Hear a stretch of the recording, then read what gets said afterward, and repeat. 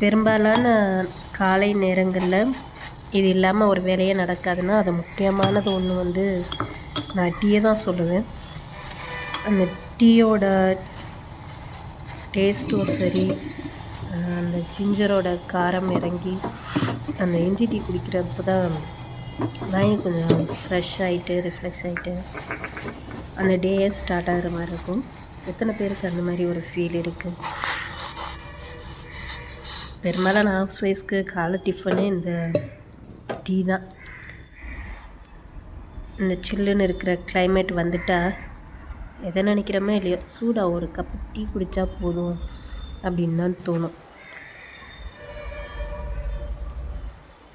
நம்ம மட்டும் இல்லை, நிறையா உழைக்கக்கூடிய பெரும்பாலான மக்களுக்கும் காலை சாப்பாடாக இந்த டீ தான் இருக்குது.